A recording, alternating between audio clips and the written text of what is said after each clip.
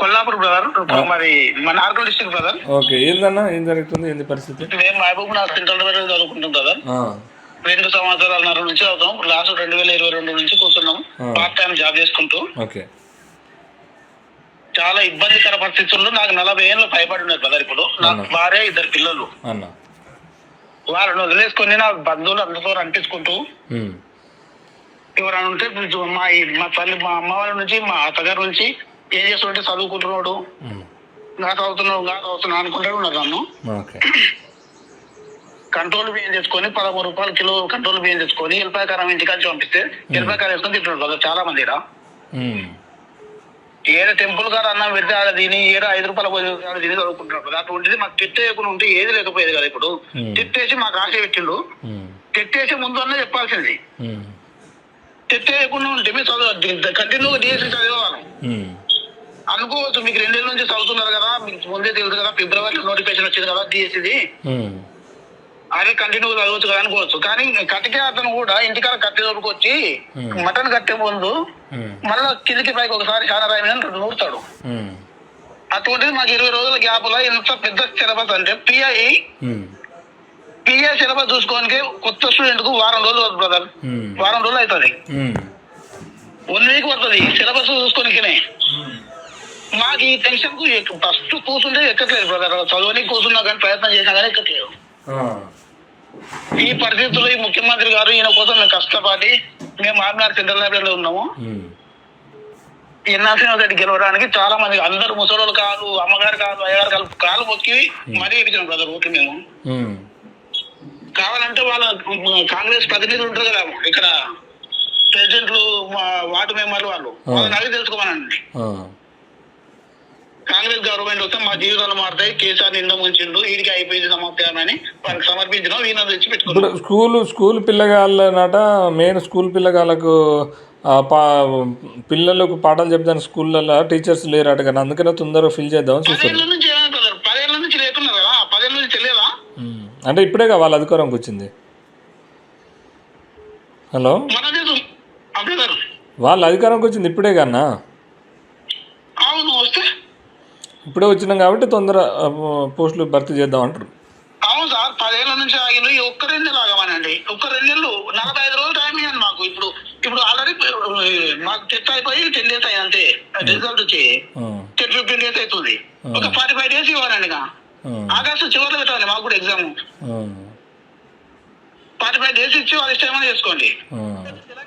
ఇంకోటి, ఇప్పుడు groups DSC వాళ్ళకు అని చెప్పి ఒకటే పెంచిండ్రు, గ్రూప్స్ వాళ్ళకి చేసిన టైము. అదేదో మాకు కూడా అదే 2 నెలలు మాకు డిసెంబర్ లో పెట్టండి. ఎవరు దేన్ని చదువుకునే వాళ్ళంటే దాన్ని చదువుకుంటారు. డిఎస్సి వాళ్ళు డిఎస్సి చదువుకుంటారు, గ్రూప్స్ వాళ్ళు గ్రూప్స్ చదువుకుంటారు. అదే టైం మాకు ఇవ్వండి.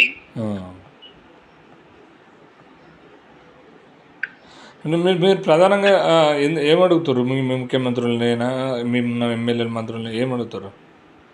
టైం ఏంటాలి బ్రదర్, ఒక 45 నుంచి 60 రోజులు టైం ఇస్తే నాకు ప్రశాంతంగా చదువుకుంటాం.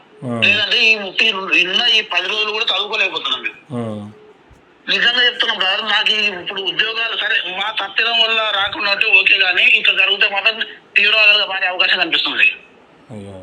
ఒక్కోసారి చాలా సార్లు అనుకుంటున్నాం బ్రదర్, ఇప్పుడు ఏం చేయలేము మేము. ఇప్పుడు 40 ఏళ్ళ పైబడి ఉంది నాకు, ఏ ఉద్యోగం లేదు, ఏ పని చేయలేము ఈ వయసులో. మేము ఫస్ట్ చదువుకున్న వాళ్ళం, చిన్న చిన్న పనులు వెనక ముందు ఆడతాం. మాకున్న మాకు ఏమో చెప్పండి బ్రదర్. ఇప్పుడు కావాలని మేము కోరి తెచ్చుకున్నాం వీళ్ళను. ఇప్పుడు వీళ్ళు తప్పిదామే కదా, వీళ్ళు ప్రకటించకుండా ఉంటే చెట్టు వేయకుండా ఉంటే ఏదో లేకపోయే కదా. మాకు చెట్టు వేసి ఆశ పెట్టి మా టైం మొత్తం వేస్ట్ చేసిన అక్కడ.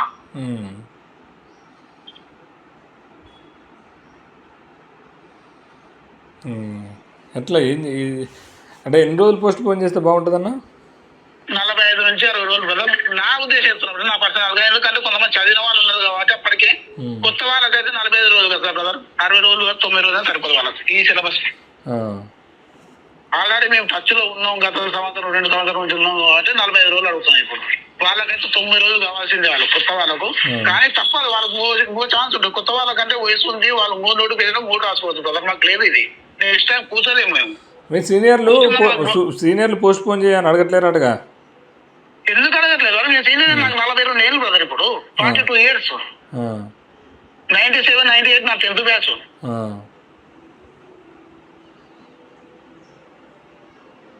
అదే వాళ్ళు సీనియర్లు అడగలేదు, సీనియర్లు వ్యతిరేకిస్తారు. సీనియర్ అంటే ఎవరు బ్రదర్? రేవంత్ రెడ్డితో పాటు ముఖ్యమంత్రి ఉప ముఖ్యమంత్రి వాళ్ళు అడగాల? మీ ఆస్పిరెంట్స్ అట. మా యాత్ర ఉన్న వాళ్ళందరూ మా వాళ్ళే బ్రదర్. సీనియర్లు వ్యతిరేకిస్తున్నారట. ఎందుకైతే సీనియర్లు అంటే వాళ్ళు ఎట్లా భారీ స్కోర్ కొట్టిన ఉండొచ్చు, ఏమాయిలు అయి ఉండొచ్చు వాళ్ళు. ఇప్పుడు అందరి కోసం ఆలోచించాలి కానీ ఎవరో కొంతమంది ఇప్పుడు 10% ఉండొచ్చు ఉంటే వాళ్ళు.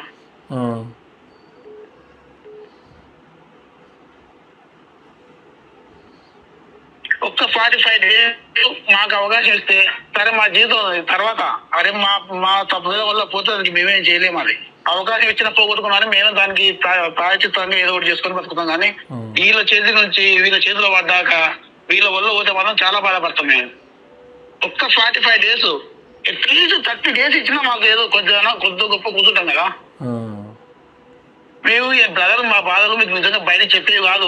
బయటికి సోపు టాపు మంచి తెల్లంగి తెల్ల పైలేసి తిరుగుతున్నాం కానీ మా బాధలు వర్ణాతీతం. అత్తగారితో అనిపించుకోలేదా, మా వాళ్ళతో అనిపించుకోలేదా, ఏం చేస్తున్నాడు మీ కూడా అంటే గాజు అవుతున్నాడు వాళ్ళకి ఇవన్నీ తెలియదు కదా. 10th తర్వాత జాబ్ ఎమ్మడే డిఎస్ ఉంది, డిఎస్ కోసం మనకి టైం కావాలి, ఆ టైం ఇచ్చలేరు అన్నది ఆలోచించరు వాళ్ళు. ఎంతసేపునో ఉద్యోగం కోసం చదివిండు రాలేదు అంటారు అంతే.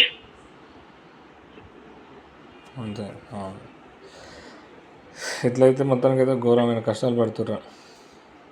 మా వయసుకి కూర్చోలేదు కదా, నిజం చెప్తున్నా. మా వయసుకు 40 ఏళ్ళ పైన కంటిన్యూ కూర్చోలేవు. ఇంకా ఏదో కూర్చుంటాం కదా. నెక్స్ట్ డిఎస్సీ క్యాలెండర్ ఇస్తామంటారు. క్యాలెండర్ ఇస్తే మేము అంతవరకు మళ్ళీ మాకు ఉండాలి టైం ఇవ్వాలి. మా ఇంట్లో వాళ్ళు కూర్చోనికే మా ఇంట్లో వాళ్ళు ఇప్పటికే చాలా ఇబ్బంది పడుతున్నారు, పెడుతున్నారు వాళ్ళు. పిల్లలు తాతగారింటి గారు కొందరు, తల్లిగారింటి గారు కొందరు పెట్టి తిరుగుతుంది కూడా చెప్తున్నారు ఎండగాన. మరి ఎట్లా మీరు ఎవరు స్పందించట్లేదు? సీఎం ఏం చేద్దాం అనుకుంటారు? ఎమ్మెల్యేలకు ఫోన్ చేసినాం కదా, మా ఎమ్మెల్యేలకు మేము ఫోన్ చేసినా.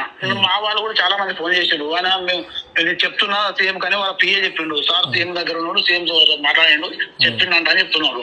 మేము వాళ్ళని అయితే దగ్గరికి తీసుకెళ్లి చెప్పించలేం కదా. మా ప్రయత్నం మేము చేసినాం. విద్యాశాఖ ముట్టడి చేద్దాం రేపు మాకు రోజు అనుకుని. ఇప్పుడు టీఎస్పీఎస్సీ ముట్టడి చేసిండు కాబట్టి టీఎస్పీఎస్సీ వాళ్ళకి ఇచ్చేసిండు. ఇప్పుడు విద్యాశాఖ ముట్టడి చేయలేదనే ఇది ఆలోచన. విద్యాశాఖ ముట్టడి చేద్దాం.